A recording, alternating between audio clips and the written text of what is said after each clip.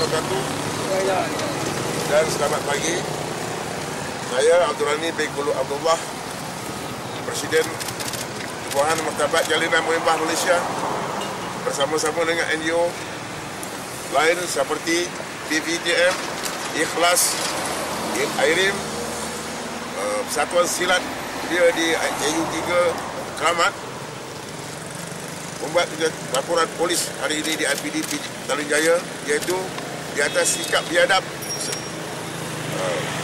memijak orang yang memijak, puak-puak yang memijak logo bendera Jepun di dalam Facebook. Yang saya nampak mereka ini cukup kurang ajar, melibatkan negara. Bendera adalah merupakan panji-panji sesebuah negara yang dihormati, yang juga disanjung. Kalau kita pijak, maknanya dia memijak kepada pemimpin negara itu. Jadi benda ni tidak harus kita biarkan, sebab dia akan melibatkan antara negara Jepun dengan negara Malaysia. Oleh itu saya menggesa pihak PDRM, JDN tangkap dan juga dakwa mereka-mereka yang biadab ini terhadap memijak bendera Jepun tadi. Yang kedua, saya membuat laporan berkenaan dengan seorang peguam yang telah berkata kaum lain selain daripada Melayu tidak perlu ikut titah perintah Duli Yang Maha Mulia Sultan Kedah, yang mana Duli Yang Mulia Yang Beragung sekarang ini di atas isu kalimah Allah. Ini juga meniupkan sensitiviti keharmonian kaum dalam Malaysia ini. Kita tak harusnya, kalau dah agung dah kata, sultan dah kata, dah titahkan, kita kena ikut, kita rakyat Malaysia. Kalau kamu tidak mahu ikut perintah Duli Yang Maha Mulia, membeza-bezakan yang sultan itu mengajar untuk orang Melayu, maka kamu tak layak jadi rakyat Malaysia. Nyah daripada Malaysia, jangan duduk di Malaysia ini. Dan juga saya sekali berjasa pihak PDRM, KDN untuk menahan dan menangkap kepada peguam yang bernama Edmund Moon ini yang begitu biadab. Jangan, tidak harus dibiarkan. Sekian, terima kasih.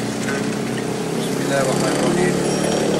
Saya Muhammad Ali Haji Baharu, Presiden Persatuan Rakyat Melayu, amat kecewa dan tidak menyokong pihak-pihak pembangkang, menyokong Anwar Ibrahim yang terlalu kejam, membakar dan memijak bendera Jepun. Di sini kita ingin memberitahu kepada pihak ataupun rakyat Malaysia, inilah sikap pemimpin pembangkang hari ini yang sentiasa membuat kacau di dalam negara, termasuk juga di luar negara. Kita kena fikirkan pelajar-pelajar kita, pelancong-pelancong rakyat Malaysia yang ingin pergi ke Jepun. Apa akan berlaku jika rakyat Jepun marah terhadap perbuatan kutuk, membakar dan memijak bendera kebanggaan negeri Jepun, itu negara Jepun sendiri. Di sini jelas nyatakan rakyat kena bangun melihat sendiri kebiadaban, kesombongan pemimpin-pemimpin PKR, PAS, DAP dikutuai oleh Anwar Ibrahim. Bukan salah kerajaan. Anwar tidak boleh menjejak di negara Jepun ini. Bukan salah, tidak kena mengena dengan kerajaan Malaysia. Tetapi Anwar Ibrahim telah dihukumkan penjara, dihukum berbagai kesalahan di dalam akta Jepun. Mereka yang bersalah tidak dibenarkan masuk negara Jepun. Kenapa nak membuat huru-hara di dalam Malaysia kerana 2-3 pengikut-pengikut yang tidak bijak membakar, menghina negara Jepun? Kami rakyat Malaysia mewakili suara NGO sekeras-kerasnya membantah dan menolak yang dilakukan oleh pihak-pihak pembangkang. Dan saya harap apa akan berlaku terjadi kepada rakyat Malaysia di negeri Jepun, Anwar Ibrahim harus bertanggungjawab dalam isu ini. Anwar, kamu jangan sengaja menipu rakyat Malaysia lagi. Dengan kebiadaban kamu, dengan kesombongan kamu, kamu menuduh juga orang-orang lain yang menyekat kamu masuk negara Jepun. Kami sayangkan rakyat kami yang berada di negara Jepun, yang sedang belajar di sana. Saya harap Anwar mohon maaf segera dan tutup mulut. Sekian, terima kasih. Terima kasih kepada media. Hari ini Ikhlas nak fokus dari sudut ekonomi negara kita. Di mana kita sebelum ni kita tahu di mana dasar pandang timur diwujudkan oleh kerajaan Malaysia telah membantu meningkatkan ekonomi negara Malaysia. Dan hari ini Datuk Seri Anwar cuba nak gugatkan ekonomi negara ni. Sebelum ni bersama dengan Amerika dan sekarang mereka fokus kepada Jepun. Dan sengaja nak wujudkan masalah antara Malaysia dengan Jepun. Ini yang hari ini kita nampak. Kami mohon Menteri Dalam Negeri harus ambil tindakan segera. Betul. Apa yang kami syaki hari ini, kami mendapati kemungkinan besar suatu Datuk Seri Anwar jadi timbalan Perdana Menteri, beliau masih pegang fail menteri-menteri yang sedia ada ni. Mungkin menteri-menteri yang sedia ada ni buat seleweng. Sebab tu hari ini masing-masing takut ambil tindakan terhadap Datuk Seri Anwar. Kami syaki perkara ni. Dan saya harap Menteri Dalam Negeri, kalau isu-isu begini takut nak ambil tindakan, bagilah peluang kepada orang lain jadi Menteri Dalam Negeri. Ini yang kita mohon hari ini. Kami yakin dengan ketua polis negara kita. Kami yakin. Tapi kita masih ragu-ragu dengan Menteri Dalam Negeri ini. Kenapa beliau masih takut nak ambil tindakan? Baik, bangun! Kenapa takut sangat nak ambil tindakan? Baik, tidur! Dalam isu ini kita lihat, memang amat serius. Hari ini masyarakat Cina berani lawan kerajaan. Kenapa suatu zaman Tun Mahathir mereka boleh kerjasama? Kenapa baru-baru ni mereka berani bangkit nak lawan kerajaan? Wujudkan berbagai isu. Hari ini masyarakat Cina, mereka dah hidup mewah dalam negara ini. Kami tak risau walaupun mereka kata kami ini rasis. Padahal mereka dah hidup senang lenang dalam negara kita ni. Ekonomi mereka dah kukuh hari ini. Mereka tak kisah negara ini hancur ke, mereka tak kisah dah. Sebab mereka dah kaya raya dalam negara ini.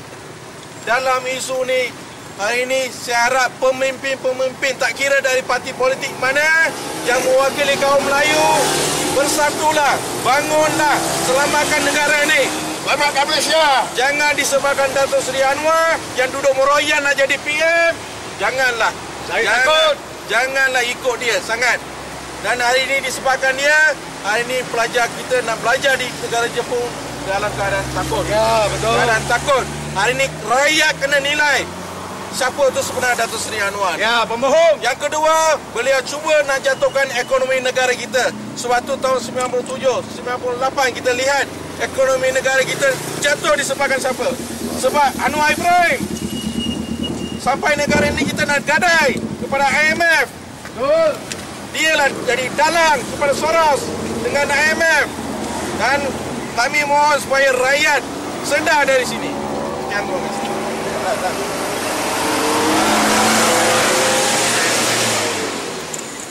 Yang pertama saya nak bawa sini memang terkejut sikit. Ini shocking news Okey, news dia. Penahanan Anwar Ibrahim di lapangan terbang Narita saya boleh katakan adalah sesuatu yang terancam. Sebab apa saya kata ini terancam? Satu. Yang kedua, kenapa Anwar Ibrahim harus berjumpa dengan anak pengasas Yakuza, mafia terbesar di dunia, mafia perniagaan? Kenapa? Apa tujuan dia? Yang ketiga, yang ini lawatan Anwar ni sengaja dia nak buat kacau, dia nak jumpa Yakuza. Seperti yang kita ketahui, beberapa bulan lepas Datuk Seri Najib lawan ke Jepun. Malahan Datuk Seri Najib dah kata kita ada banyak dan pelaburan berupa trilion. Adakah pelaburan trilion ini dia akan gunakan Yakuza? Anwar akan gunakan Yakuza untuk ukur pelabur-pelabur ini jangan datang ke Malaysia. Saya ada dokumen untuk membuktikan yang Anwar Ibrahim akan menggunakan Yakuza untuk mengugut pelabur jangan datang ke Malaysia. Ya, betul. Seperti apa yang berlaku seperti di Taiwan. Pelabur Taiwan juga tarik balik pelaburan di Johor. Ini pun satu ugutan melalui mafia. Kerja haram jada. Saya ada dokumen untuk membuktikan Anwar Ibrahim bersahabat dengan Yakuza untuk menarik balik pelaburan ke Malaysia. Betul. Untuk menghancurkan Malaysia. Jadi saya minta pihak polis tangkap siasat. Kenapa lawatan ke Jepun tidak resmi? 2 kali dia pergi secara resmi. 2010 resmi, 2011 resmi. Kali ini tak resmi. Kenapa kamu nak jumpa anak pemimpin Yakuza? Itu persoalan. Polis kena siasat. Setiap kali Datuk Seri Najib keluar nak cari pelabur, si Barua ni pergi nak buat kacau. Sampai bila kita nak tunggu? Betul. You nak tunggu sampai rakyat ambil pisau pergi potong ke? Ya, betul. Janganlah. Tolonglah polis. Lepas tu saya minta polis ditambahkan kuasa. Jangan ikat tangan mereka. Biarkan mereka buat kerja. Duli Yang Maha Mulia Tuanku Agung, saya minta tolonglah campur tangan dalam kuasa polis-polis ni. Biarkan mereka. Hidup ke ASA! Sekian, terima kasih.